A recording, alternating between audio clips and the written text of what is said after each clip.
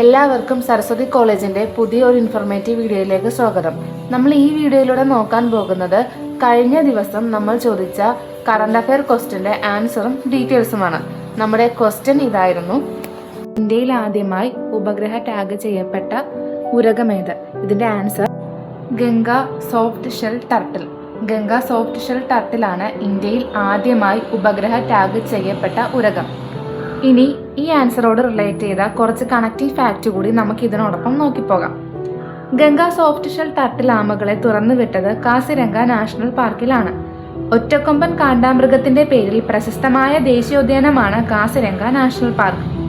ലോക പൈതൃക പട്ടികയിൽ ഉൾപ്പെട്ട ആസമിലെ ദേശീയോദ്യാനമാണ് Kaziranga national park.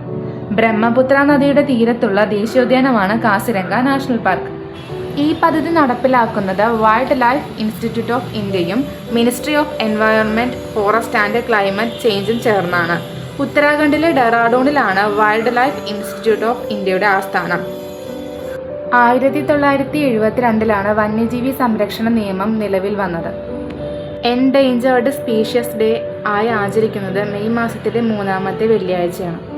1973 project tiger പദ്ധതി ആരംഭിക്കുന്നത്.